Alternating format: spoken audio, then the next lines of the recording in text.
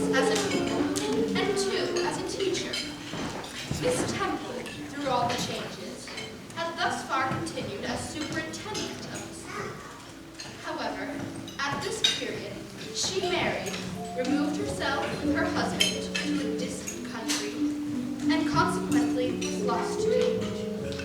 At her departure, I suddenly felt a restlessness. As there was nothing holding me to Lowell, I advertised. My advertisement was answered by a Mrs. Fairfax, and I presently found myself with a situation as governess at Thornfield Hall.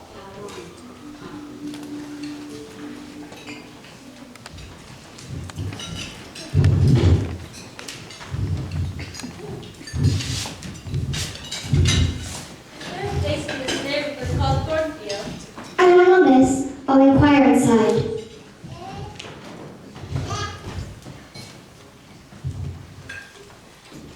Is your name Eyre, miss? Yes. There's a man waiting here for you.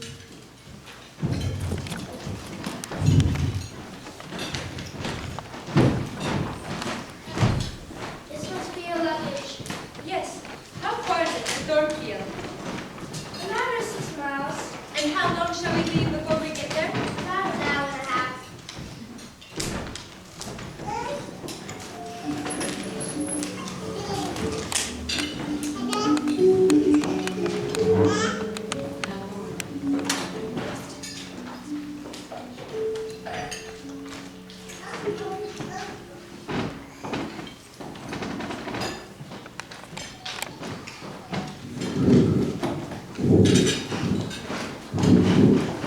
How do you do, my dear? I'm afraid you've had a tedious ride. Sam drives so slowly. Please, come to the fire.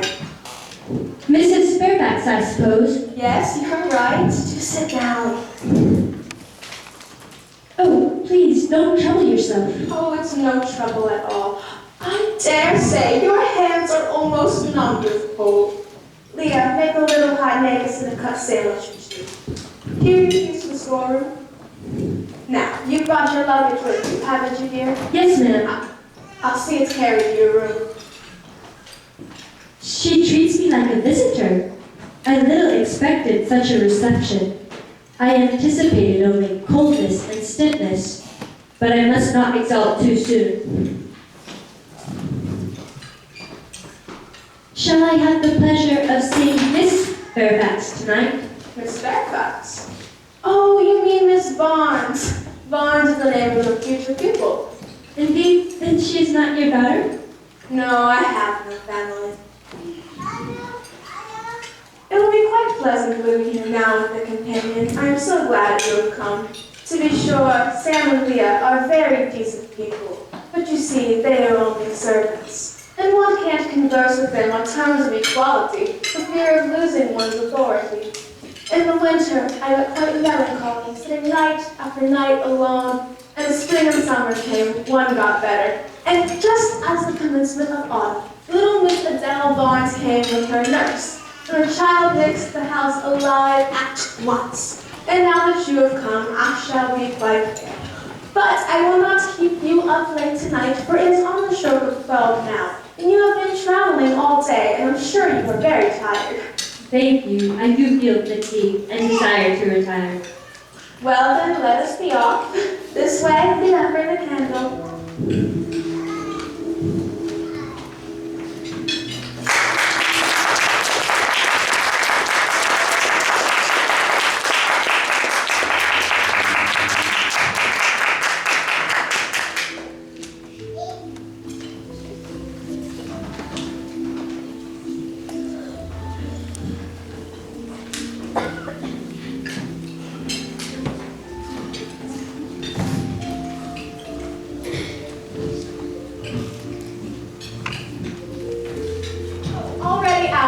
You are an early riser. How do you like Thornfield? I like it very much. Do the servants sleep in these rooms? No, they occupy a range of smaller apartments out back. No one ever sleeps here. One could almost say that if Thornfield had a ghost, this would be its haunt. So I think. Mrs. Fairfax, did you hear that loud laugh? Who is it? Some of the servants, very likely, perhaps Grace Poole. Did you hear it? Yes, plainly. I often hear her. She and Leah are frequently noisy together. Grace! Too much noise, Grace. Remember instructions. She is someone we keep on to assist Leah with the housemaid. Yes, Thornfield is a pretty place, but I fear it will come to ruin if Mr. Rochester would not take it into his head to come and live here more permanently, or at least visit rather often. Mr. Rochester? Who is he? I'm the owner of Thornfield. Did you not know who is Lord Rochester? I thought Thornfield belonged to you. To me? Bless you, child. I am merely the housekeeper, the manager. To be sure, I am distantly related to the Rochester on my mother's side, but I never presume on the connection. And the little girl, my pupil? She is Mr. Rochester's ward. He commissioned me to find a governess for her. Oh, and here she comes now.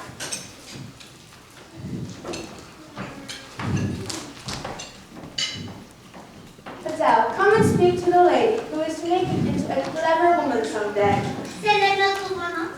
Is she a foreigner? Adele was born on the continent, and I believe she never left it till within 6 months ago. When she first arrived, she could speak no English, but now she can make the shift to talk a little. I don't really understand her. She mixes it so with French, but you will get along very well, like I say. Comment va, Adele? You speak very English as well as Mr. Rochester does. He gives me over the sea in a great ship with the chimneys that smoke. And, Mademoiselle, what is your name? Eyre, Jane Eyre. Well, our ship docked in the morning at the great city, and we all got into a coach, which took us to an hotel. We stayed there nearly a week. I wonder if you would ask her a question or two about her parents. I wonder if she remembers that. Adele, with whom did you live before you came here? I lived long ago with my mama, but she has gone to the Holy Vision. Mama used to... After your mama went to the Holy Virgin, with whom did you live then? Mr. Rochester asked me if I would like to come and live with me on top.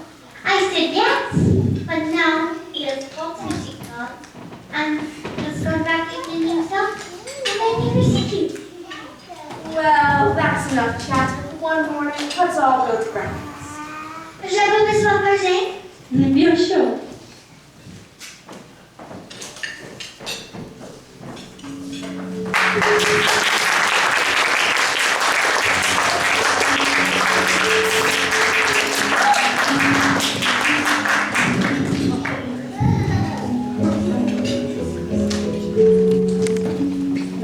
October, November, December passed away. And one afternoon in January, Mrs. Fairfax begged a holiday for Adele because she had a cold. And as Adele seconded the request with an ardor that reminded me how precious occasional holidays have been to me, I accorded. It was a fine, calm day, though very cold. I was tired of sitting still in the library. Mrs. Fairfax had just written a letter which was waiting to be posted. So I put on my bonnet and cloak and volunteered to carry it to Hay.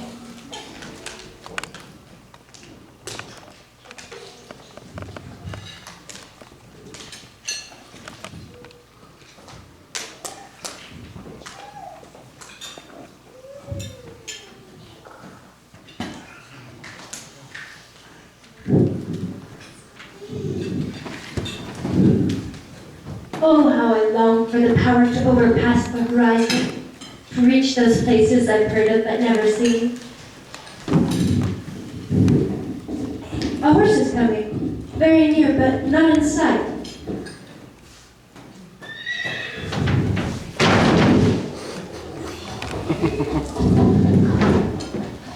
Jesus, do now. Are you injured, sir? Can I do anything? You must just stand on one side.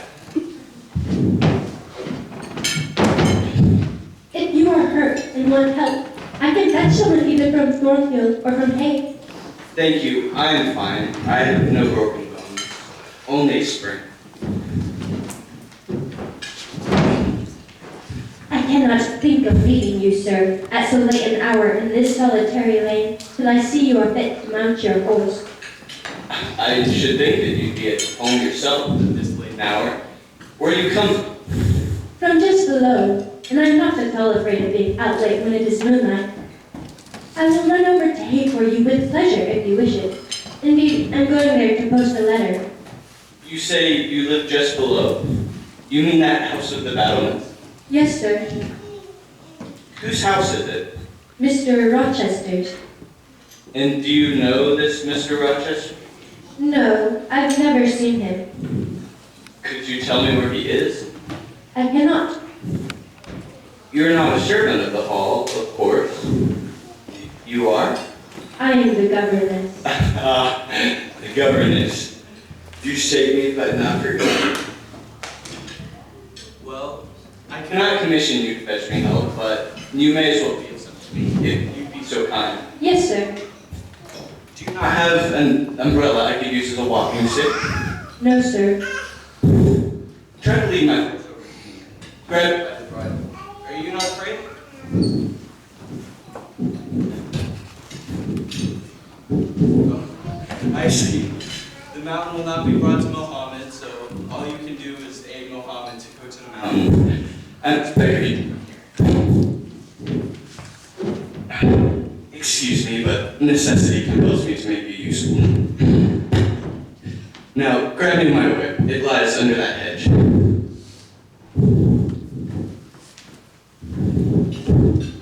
Thank you. Now, make haste with the letter to Hay, and return as quickly as you can.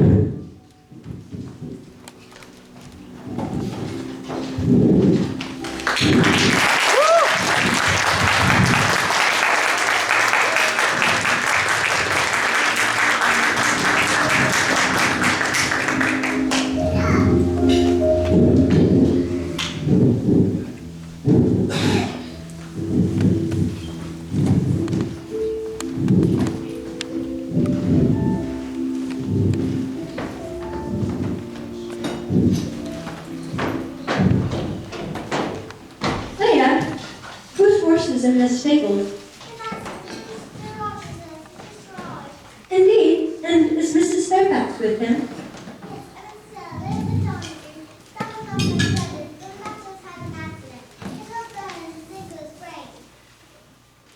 Did the horse fall in Hay Lane?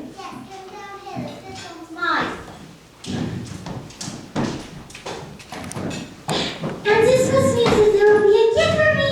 And maybe I'll forget to. He was talking about you. He asked me the name of my governess and if she was not a little belle and pretty. I said yes, for it is true, is it not? Mr. Rochester will be glad if you and your pupil will take tea with him in the drawing room. He has been much engaged all day and could not request to see you sooner. When is his tea time? Oh, 6 o'clock. He keeps very early hours in the country. You had better change your frock. I will go with you to help fasten it. Is it necessary to change my frock? Oh, yes, I always dress for the occasion when Mr. Rochester is here.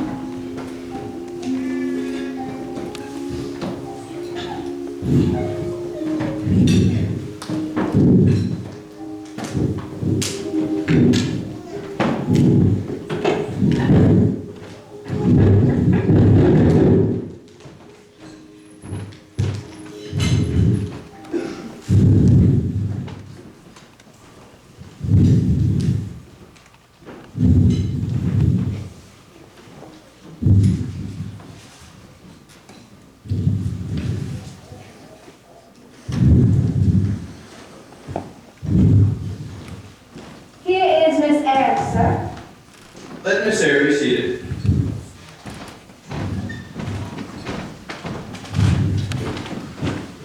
Well, sir, I do hope your sprain doesn't prove to be too serious. It would be a shame if you were compelled to remain with... Madam, I should like some tea. Oh, but of course, sir.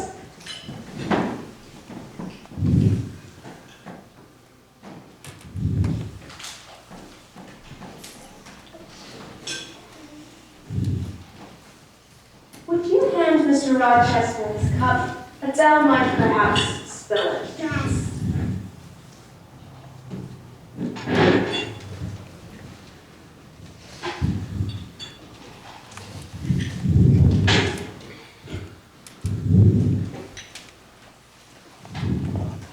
Is there nothing different, Miss Eyre?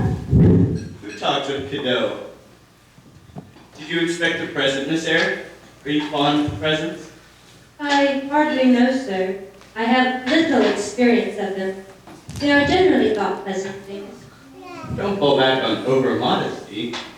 I have examined Adele and find you must have taken great pains with her. She is not bright, she has few talents, but in short time, she has made much progress. Sir, you have now given me my due. I'm obliged to you. It is the means teachers most covet, praise of their pupils' progress.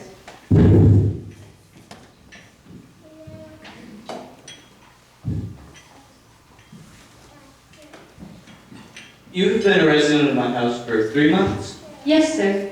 and you came from? From Lowood School, sir. A charitable concern. How long were you there? For 8 years. 8 years. No wonder you have rather the look of another world. I had marveled where you'd gotten that sort of face.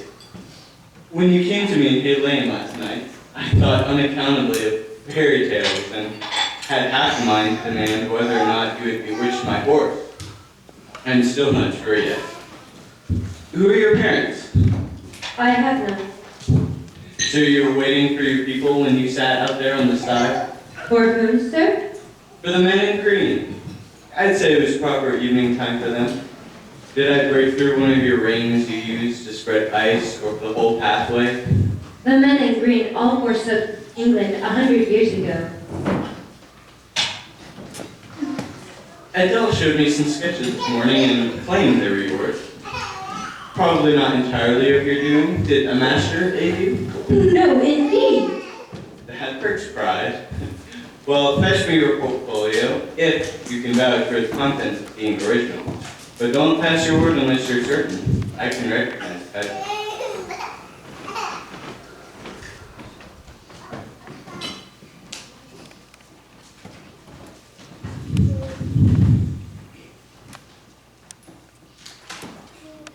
Where did you get your copies for these drawings? Out of my head. That head I see on your shoulder. Yes, sir. Were you happy when you painted these pictures? I was absorbed, sir. Yes, and I was happy. And you're self-satisfied with the result of your ardent labors? Far from it. I was tormented by the contrast between my idea and my handiwork. And each case I had imagined something that I was quite powerless to realize. Not quite. You have secured the shadow of your thought, but nothing more, probably. You had not enough of the artisan's skill and science to bring it to full light. These drawings are particular for a schoolgirl. As to the thoughts, they seem elvish. What are you about, Miss Eyre? It's 9 o'clock. Take it elsewhere. I wish you good night, ma'am.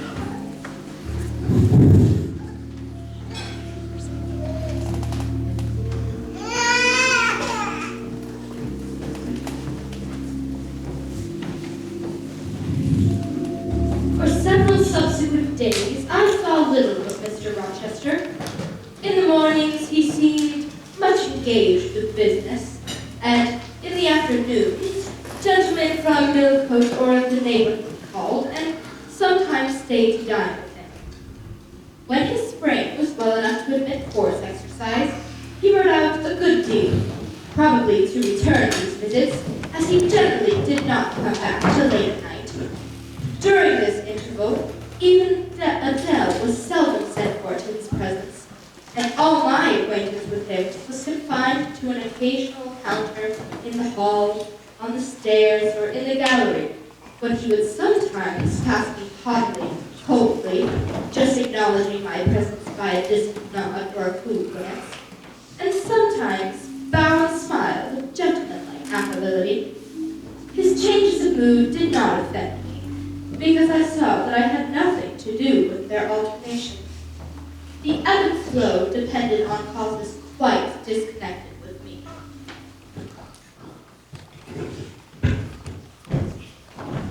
Jane, Mr. Rochester would like to see you and Adele downstairs. Yes, my present is going to be a height. Let's go now, miss.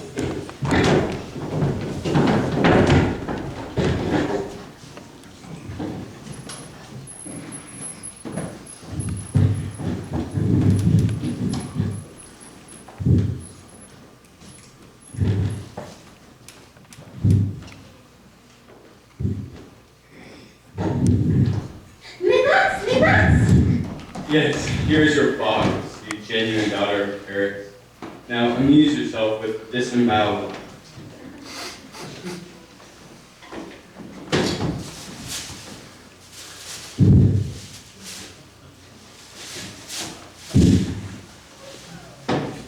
Is Miss Eyre here?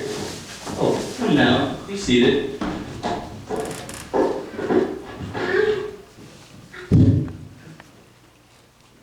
Draw your chair a little farther forward. You're too far back. I cannot see you without disturbing my position in this comfortable chair. I have no mind to do.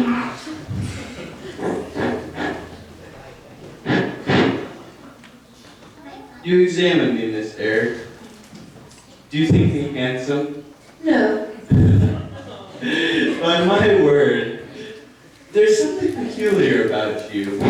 You have the air of a little nonette, quaint, quiet, grave, and simple.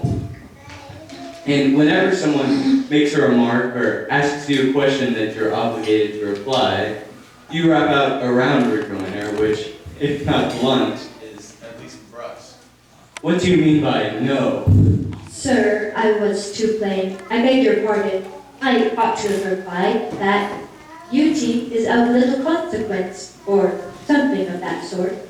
You ought not have replied any such thing.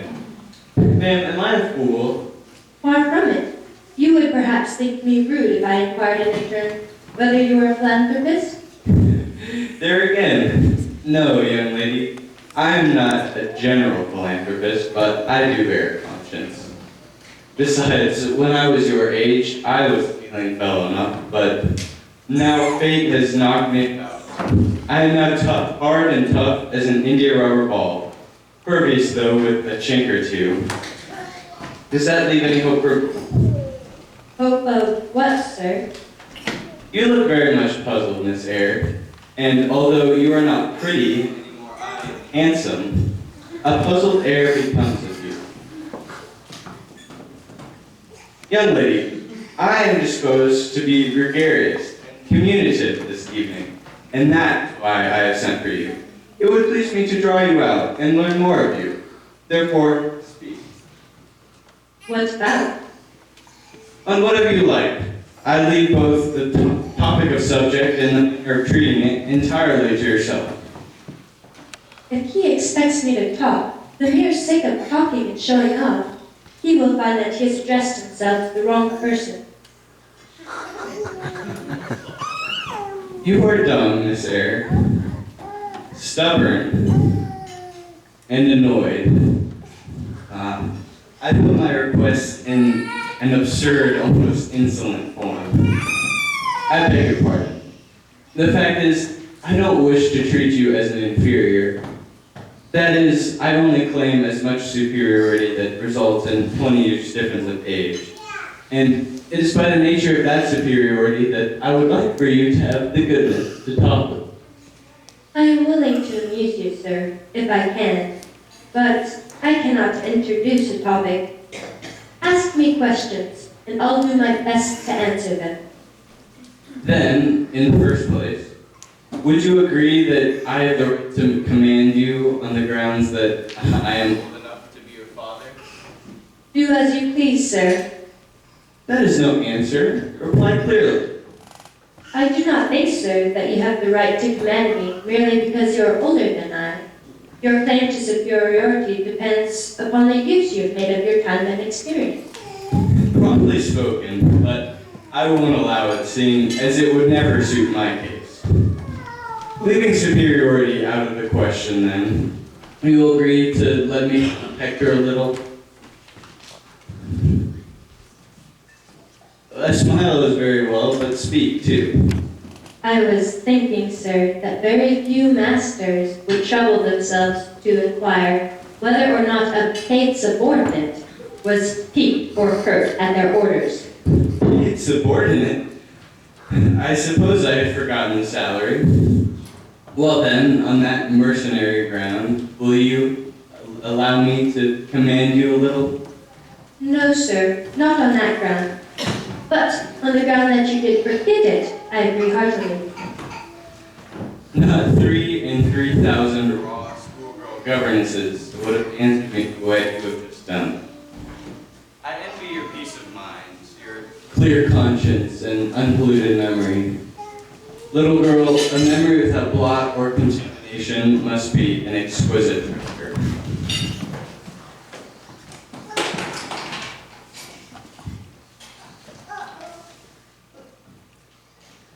During the moment I was silent, Miss Eyre, I was arranging a point in my destiny.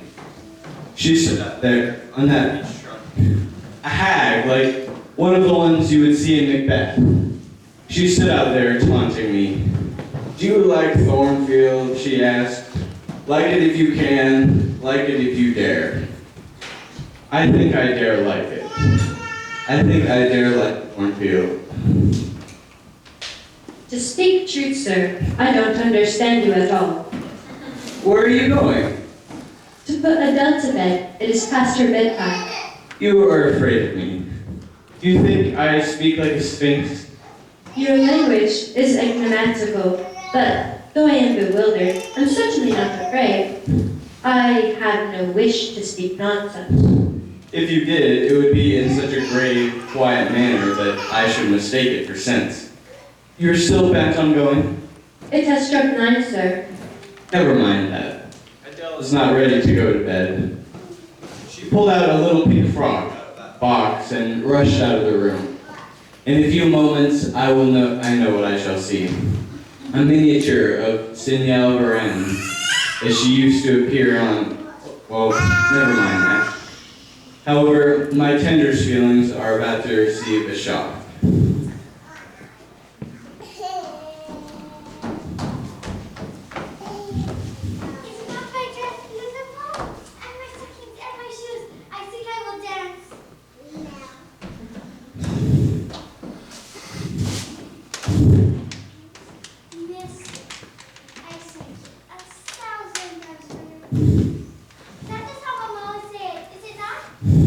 Precisely. And just like that, she charmed all the English gold out of my British pockets. I wish you...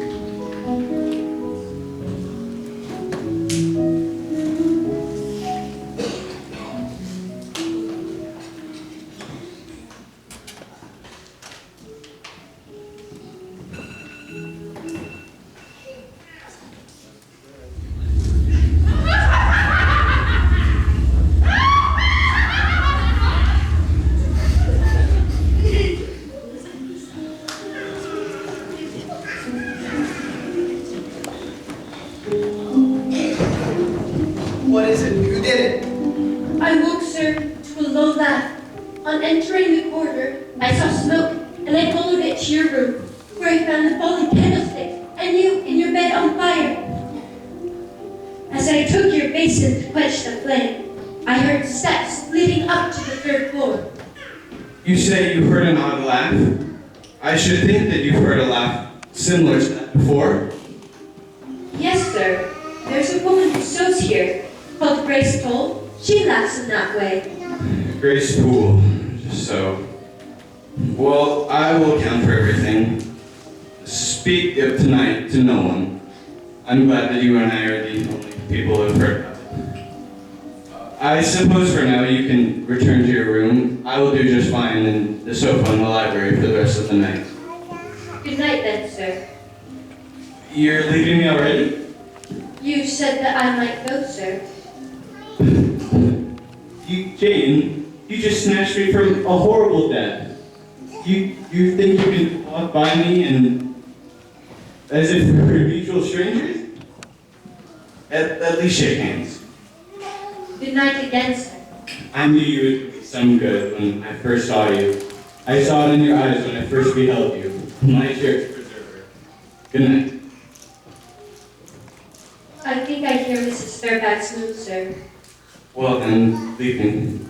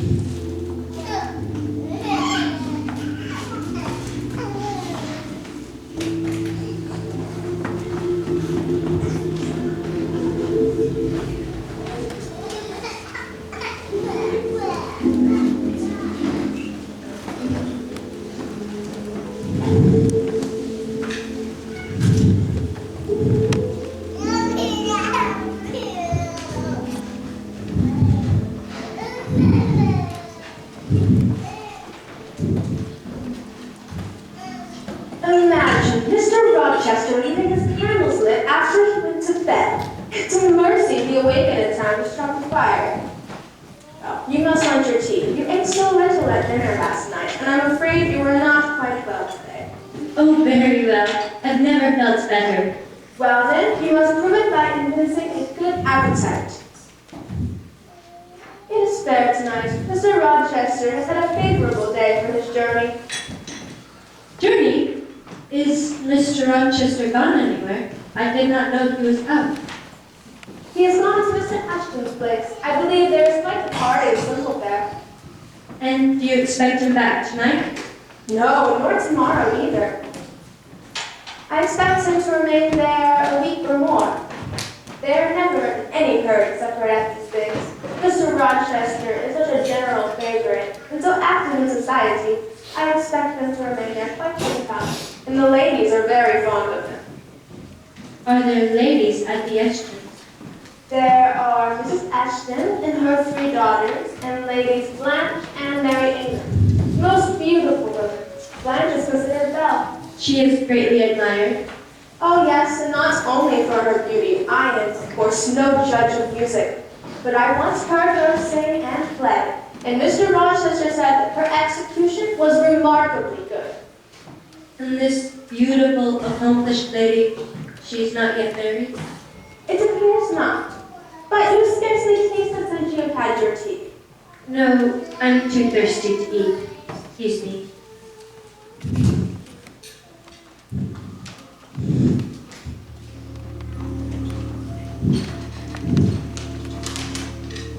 Oh, a greater fool than Jane Eyre has never breathed the breath of life. Me, a favorite of Mr. Rochester's. Me, important to him in any way. Oh, my folly sickens me. Cover my face in view shame. He said something of your eyes, did he?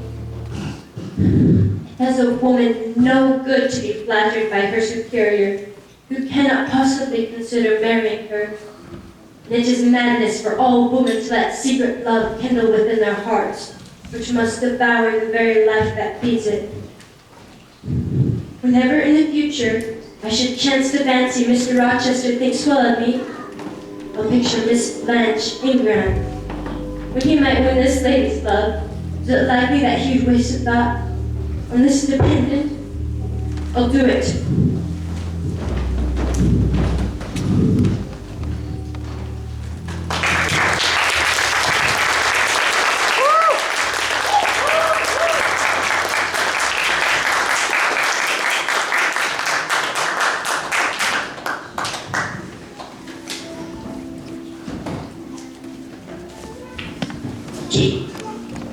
A week passed, but no news arrived from Mr. Rochester.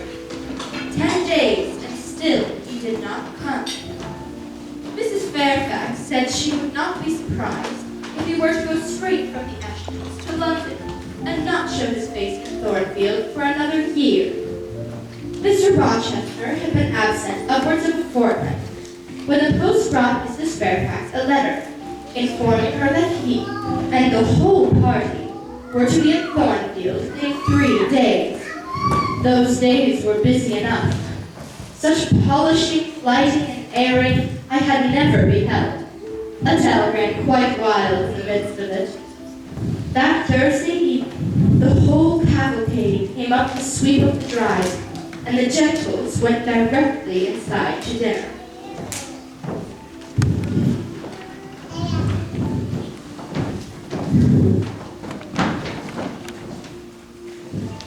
Oh, I wish I might go with them. Do you think Mr. Rochester will send for us by and by after dinner? No, indeed I do not. Mr. Rochester has something else to think about. Never mind the ladies tonight. Perhaps you'll see them tomorrow. You will see them this evening. I happened to remark to Mr. Rochester about how much Adele wished to see the ladies, and he said, oh, let her come into the drawing room and request Miss Eyre to accompany her. He said that from your politeness. I need not go, I'm sure. Well, I remarked as much to him, but he said that if she did not come, that he would come and fetch you. I will give him no trouble. I will go. Shall you be there, Miss Fairfax? Oh, no, I put it off. Simply go into the drawing room early, dear, before the ladies come in, and situate yourself in a corner. You need not stay after the gentlemen have come in. Just make sure Mr. Rochester sees you, and then you can be off. No one will notice you. Will these people remain long? 2 or 3 weeks, no more.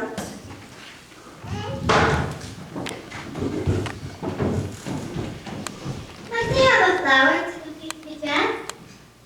Adele, you think too much of your clothing, but yes, you may have a flower.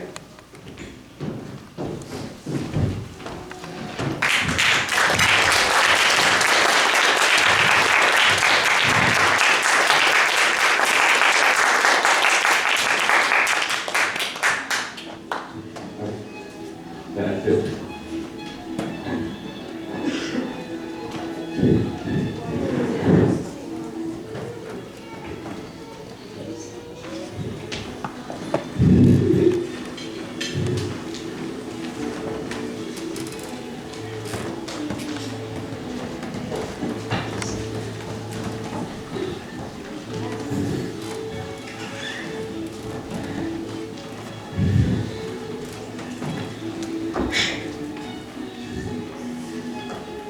Bonjour, madame.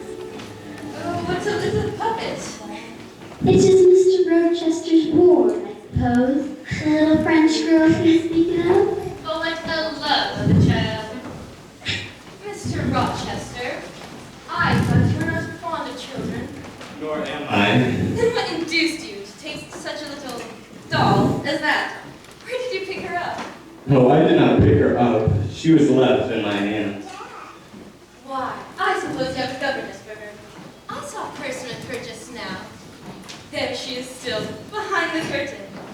You became a mom on the subject of governesses. Mary and I had a dozen at least. Half of them detestable and the rest ridiculous. Were they not, Mamma? My dearest, don't mention governesses. The word makes me nervous. I've suffered a martyrdom from their incompetence and caprice. I thank heaven I am not done with them. Lady Eyre, there is a governess here with us. So much for that. I hope to do her good. I suggest the introduction of new topic. Mr. Rochester, do you second my motion? I second, as on any other item. Now is my time to slip away. Well, excuse me. How do you do? I'm very well, sir.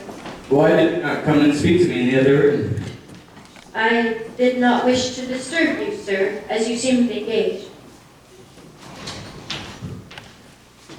What is the matter? Nothing at all, sir. Did you take cold that night you have drowned me? Not the least.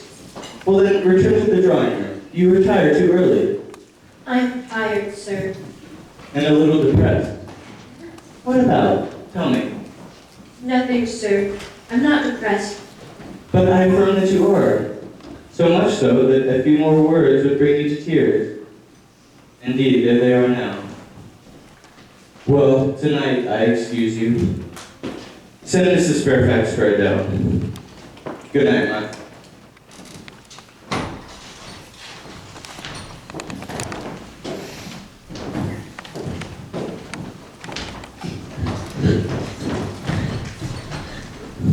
Pardon them.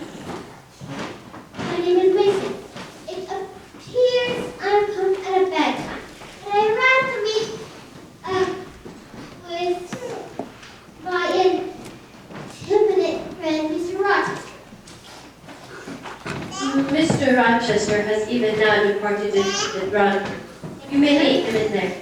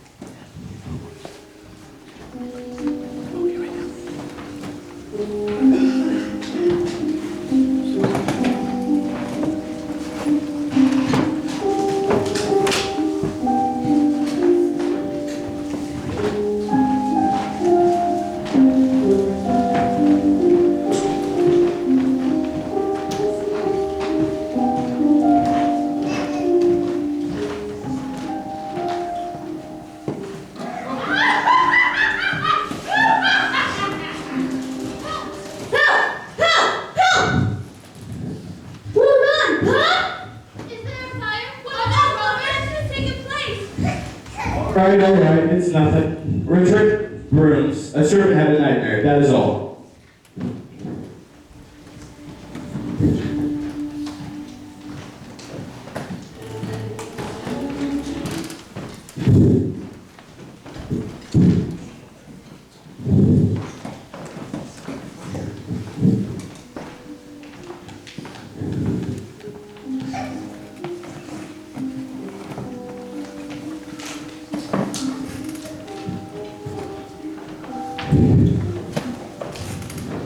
Am I wanted, sir? Come, quietly. You don't turn sick at the scent of blood.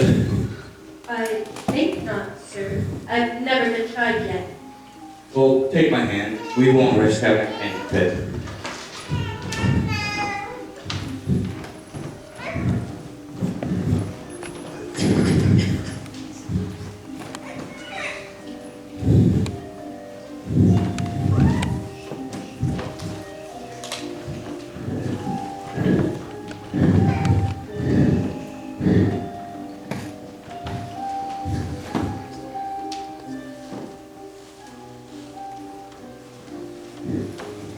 No meeting, teacher?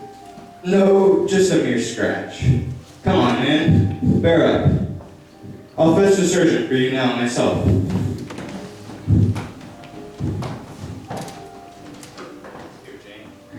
I am going to leave you in this room with this man.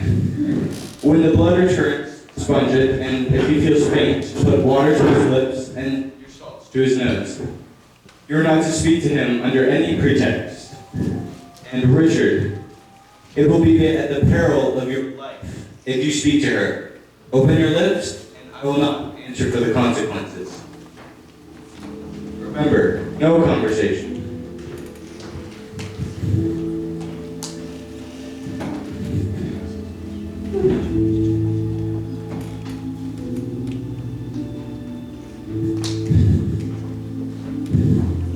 Now, Carter, be on the alert. I give you half an hour for dressing the wound, applying bandages, and getting him downstairs.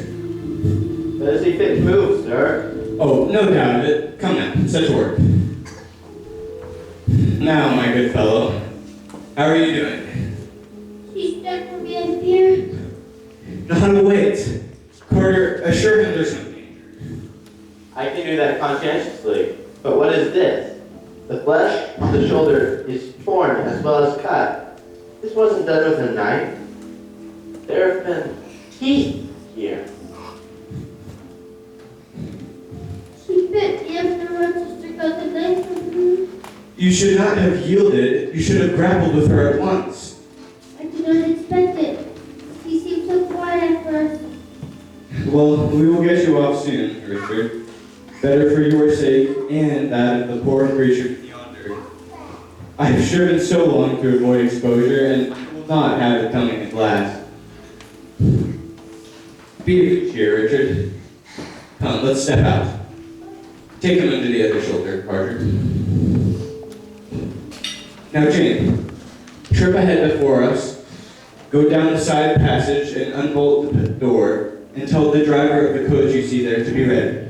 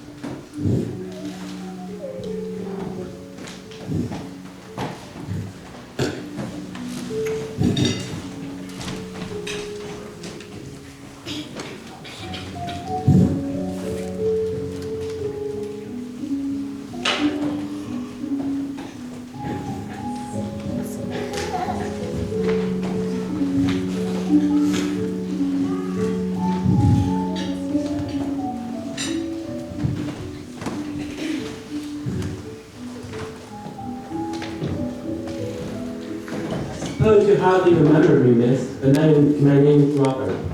I lived coachman with Mrs. Reed when you were at Gateshead. Oh, Robert, how do you do? I remember you very well.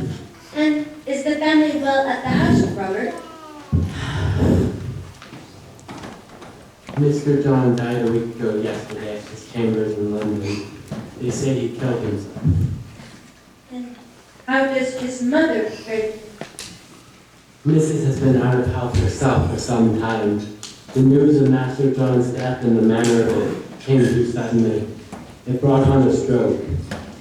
She was 3 days without speaking, but last Tuesday she seemed rather better. It seemed as though she was trying to say something. It was only yesterday morning, however, that Bessie realized she was trying to pronounce your name. I left yesterday, and if you can be ready, I should like to take you back with me early in the morning. Yes, Robert, I shall be ready. But I suppose you shall have to ask leave. Yes, I shall go ask it now. Does that person want you? I'll return to you later, in the billiards room. Well, Jane, If you please, sir, I want leave of absence for a week or two. what to do? Where to go? To see Mrs. Reed, a sick lady who has sent for me. How do you know her? Mr. Reed was my uncle. The deuce you was. You always told me that you had no relations. None that would own me, sir. Mrs. Reed cast me off as soon as Mr. Reed died. When do you wish to go? As early as possible tomorrow morning, sir. And who goes with you? Surely you don't travel all that way by yourself. No, sir. She has sent her coachman. When do you wish to go? As early as possible tomorrow morning, sir. Mr. Rochester, I may as well mention another matter of business to you while I have the opportunity. You have as good as informed me, sir, that you are going to be shortly married. Yes. What then? In that case, sir, Adele ought to go to school. I'm sure you'll perceive the necessity of it. To get out of my bride's way, you may as well trample over her. There's sense in that suggestion, but what about you? I must seek another situation elsewhere, sir. I shall advertise. You shall walk up the pyramids of Egypt. Jane, Sir, promise me not to advertise, and trust this quest of situation to me. I shall be glad to do so, sir, if you promise in return that Adele and I will both be safe out of the house before your bride enters it. Very well, very well. You are going tomorrow, then? Yes, sir. So you and I must bid goodbye for a little while? I suppose so, sir. And how do people perform that ceremony of parting, Jane? They say farewell, or any other form they prefer. Then say it. Farewell, Mr. Rochester, for the present. Farewell, sir. For the present.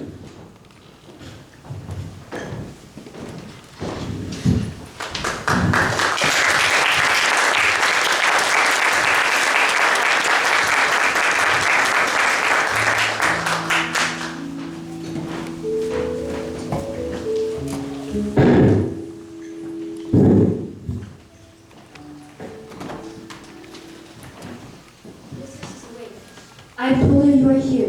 Go and see if she'll know you.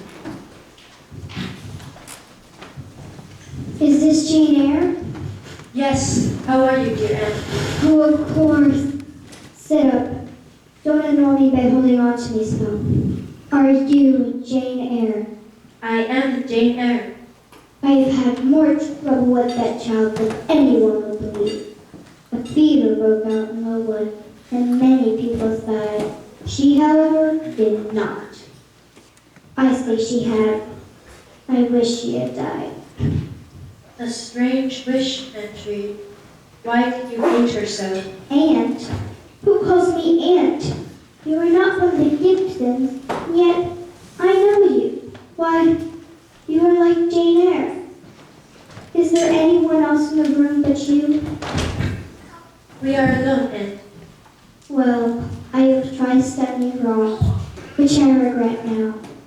One was breaking the promise which I gave my husband to Rachel at Lamb. The other, compromise. It hurts so bad. Oh, I get it alone. Eternity is behind me. She had better know. Go to my dressing case. Take out the letter you will find there.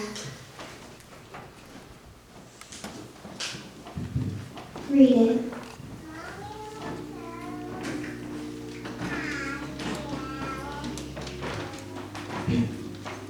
Madame, will you have the goodness to send me the address of my niece, Jane Eyre, and tell me how she is? It is my intention to write shortly and desire her to come to me at Madeira. Providence has blessed me in my endeavors to secure a competency, and as I am unmarried and childless, I wish to adopt her during my life and bequeath her at my death, whatever I may have to leave. Sincerely, John Eyre. This was dated 3 years back. Why did I never hear of it? Because I dislike you to basically have a hand in raising you to prosperity. I wrote to him. I said I was sorry for his disappointment, but Jane Eyre was dead. She had died of typhus fever in Lowood. Now, do as you please. Write and contradict my assertion. You were born, I think, to be my torment. Now my last hour is racked with the recollection of a deed which, but for you, I never should have been tempted to commit. My disposition is not so bad. I'm passionate, not vindictive. I long earnestly to be reconciled with you now. Love me then, or hate me as you will. You have my full and free forgiveness. See, that's... At 12 o'clock that night, my Aunt Reed died. I wished to leave immediately after the funeral, but my cousins Georgiana and Eliza entreated me to stay, help them to depart. Eliza to become a nun, and Georgiana to live with relatives in London.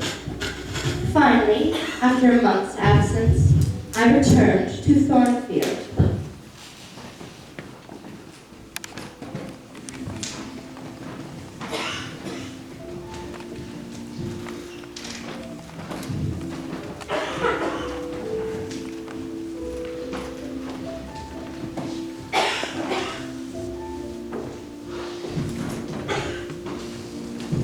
Come back, Jane. On such a lovely night, it's the shapes in the house.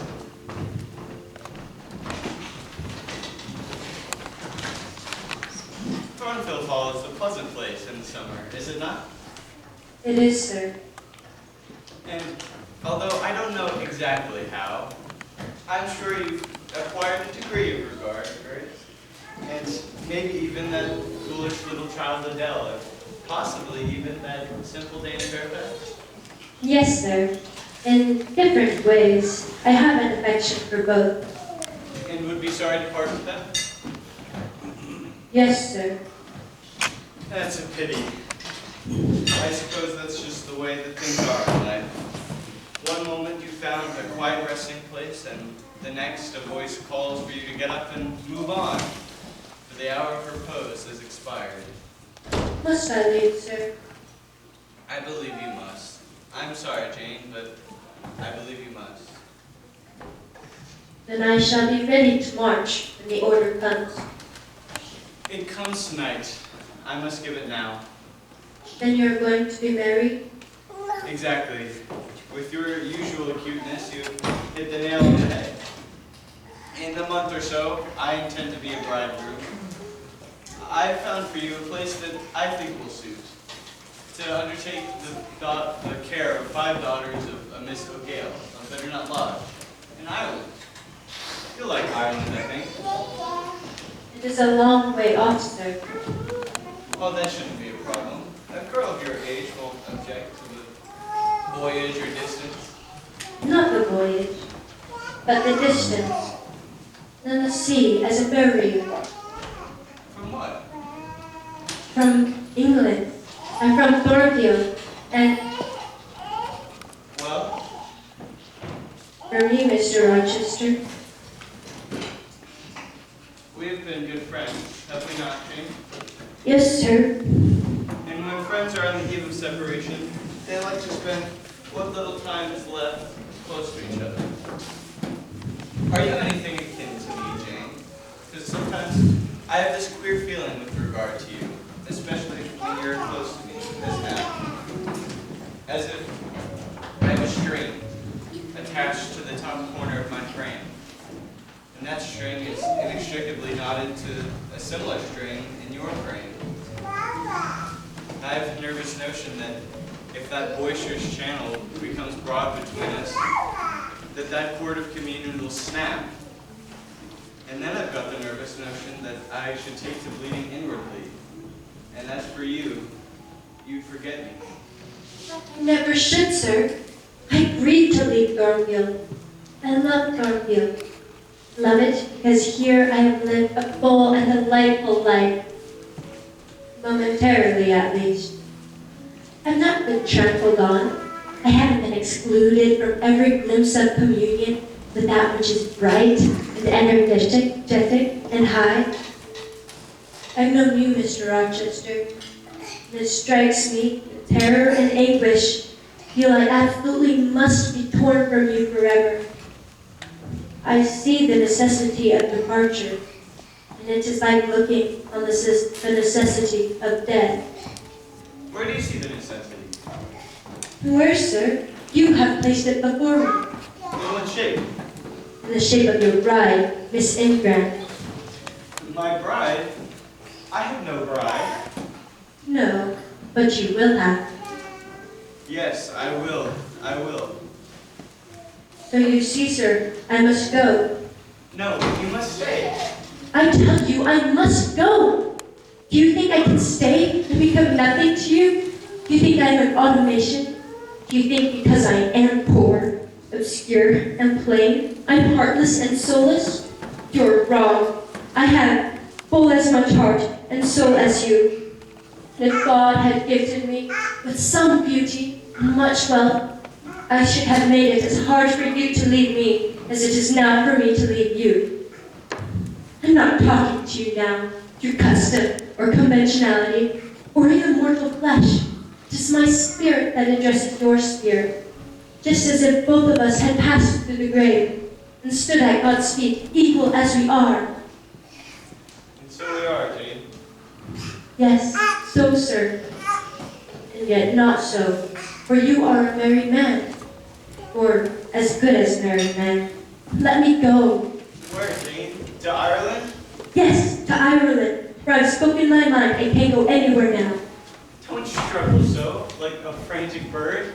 I am no bird, and no net ensnares me.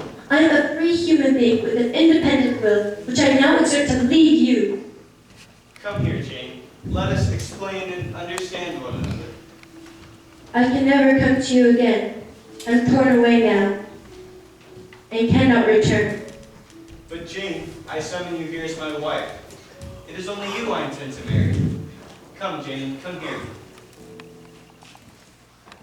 Do you doubt me, Jane? Entirely. Have you no faith? Not a whit. Little skeptic, you shall be convinced. What love have I for Miss Ingram? None, and that you know. What love has she for me? None, and that I've taken great pains to prove. I would not, I could not marry Miss Ingram. You small, almost unearthly thing. As small and poor and obscure and plain as you are, I entreat you to accept me as a husband.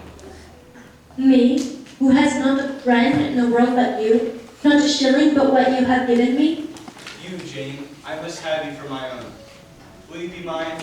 Say yes, quickly. Let me see your face, Mr. Rochester. Turn in the moonlight. What for? I wish to see your countenance.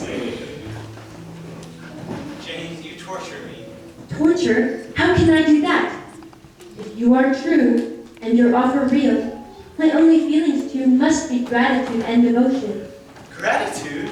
Jane, accept me quickly. Say, Edward, I will marry you. Are you true? Do you really love me? Do you sincerely wish me to be your wife? I do. Then, sir, I will marry you. Say, Edward. Dear Edward.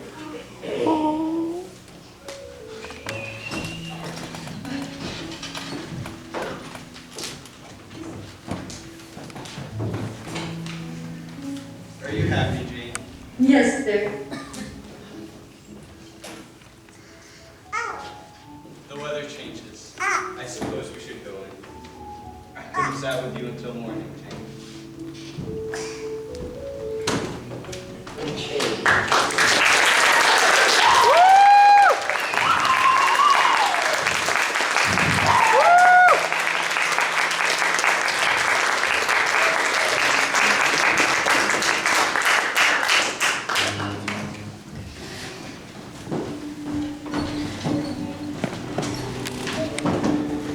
A month of courtship ensued and wasted behind us. There was no putting off the day that advanced, and all the preparations for its arrival were complete.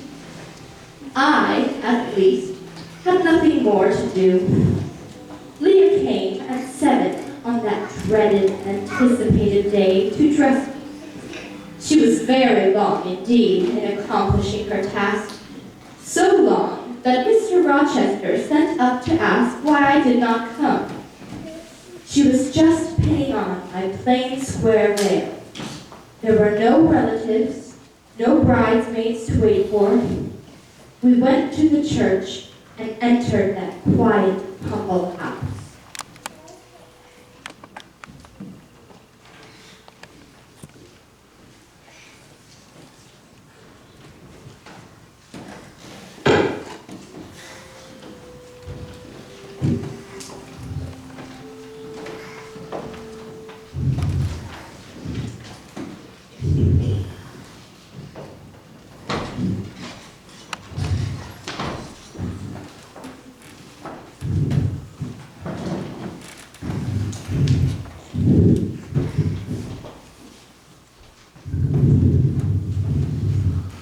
We are gathered here today to join this man and this woman in holy matrimony. I require and charge you both that if either of you have any impediment, you may not lawfully be joined together. Speak now. For thy husband, but I. The marriage cannot go on. I declare the existence of an impediment. Proceed. I cannot proceed without some investigation of this impediment. What is the nature of this impediment? Perhaps it may be been got over. Hardly. It simply consists of the existence of a previous marriage. Mr. Rochester has a wife now living. Who are you? Briggs, a lawyer of London. And you would thrust upon me a wife?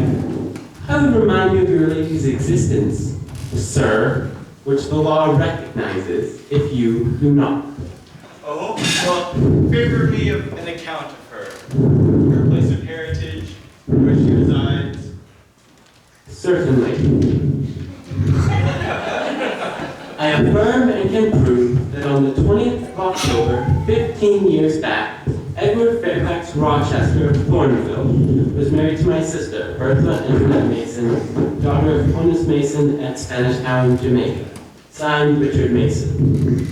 That, if a genuine document, may prove of my lady's existence, but it does not mention if the lady mentioned was still living. She was living 3 months ago.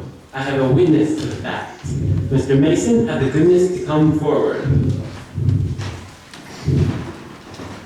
George, man, speak out. Bertha Rochester is now at Thornfield Hall.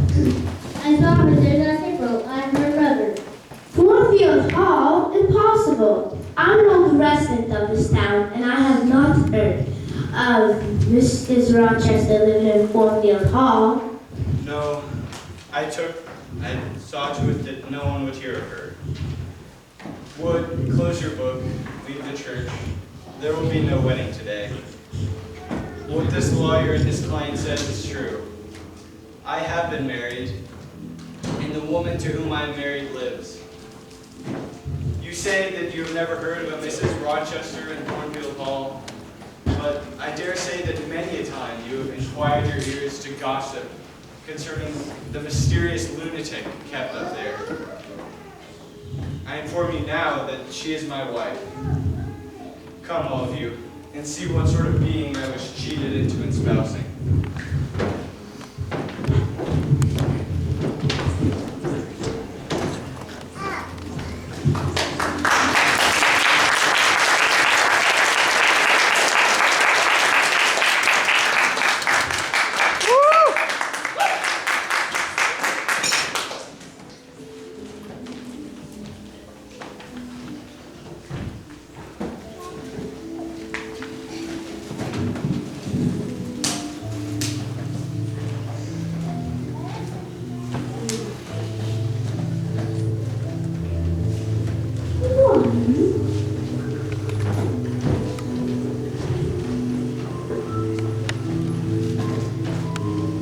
tomorrow, Mrs. Poole. How are you in your charge today? We are tolerable, sir. I thank you.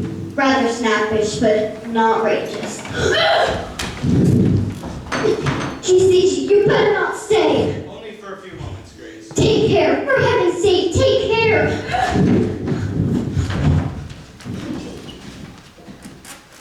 This is my wife.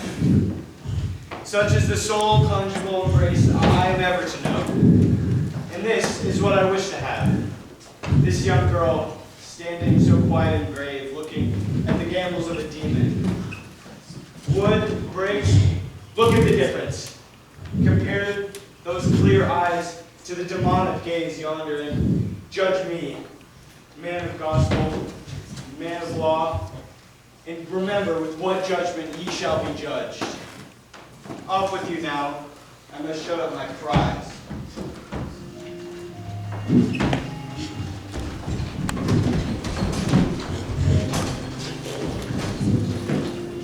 You, madame, are cleared of all blame. Your uncle would be glad to hear of it if he still lives.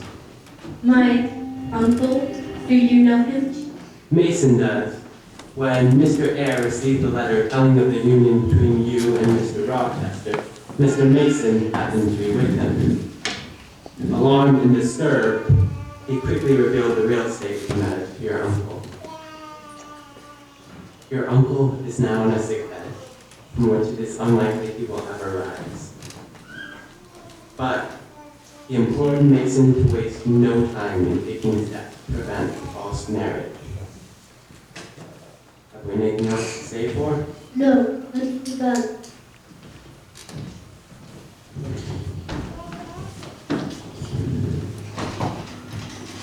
Oh, where's the Jane Eyre yesterday? All my hopes are dead, struck with a single settled doom. Mr. Rochester is not to me what he has been. Real affection, it seems, he cannot have for me. It was only a fitful passion. He will want me no more. Oh, how blind have been my eyes, how weak my conduct. What am I to do? The answer my mind gave was prompt. Leave Thornfield at once.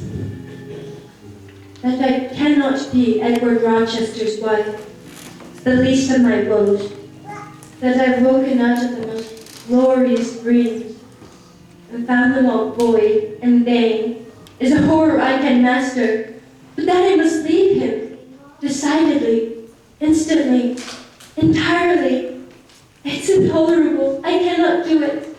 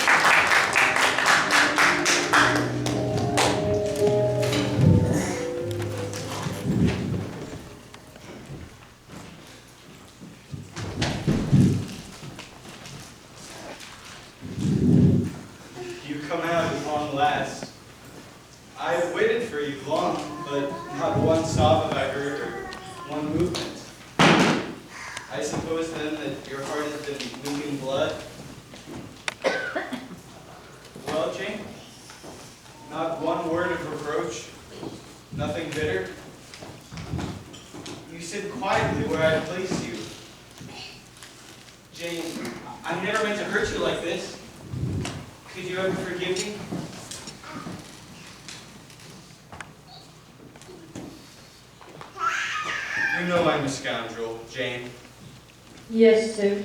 Then tell me so. Don't spare me. I cannot. I'm tired and sick. I want some water.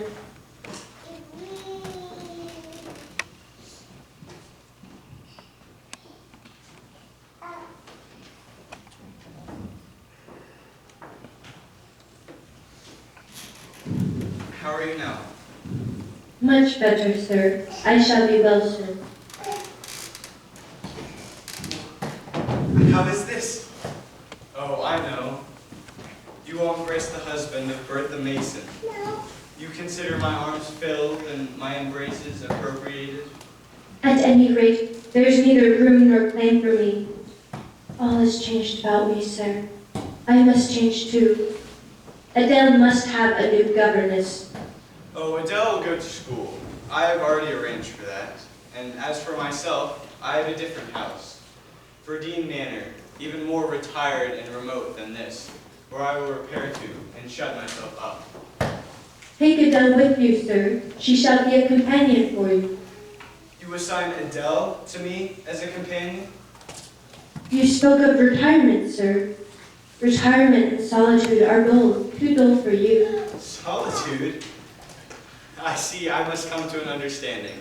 You are to share my solitude. Do you understand? Jane, you never loved me then? It was only my station that you valued? I do love you, more than ever. But I must not show or indulge the feeling. And this is the last time I must express it. The last time, Jane? What? You think you can live with me and see me daily, but always be so cold and distant? No, that I am certain I could not. And therefore I see there is but one way. But you will be furious if I mention it. Oh, mention it. If I storm, then you have the art of weeping. Mr. Rochester, I must leave you. For how long, Jane? For a few minutes? I must leave Adele and Thornfield. I must part with you for my whole life. You're going, Jane? I am going. You're leaving me? Yes. You will not come? You will not be my love, my rescuer? My wild woe? My frantic prayers mean nothing to you? Jane, I love my life. God bless you, sir. God keep you from harm and wrong. And may He reward you well for your past kindness to me. Little Jane's love would have been my best reward. Without it, I am broken. Farewell.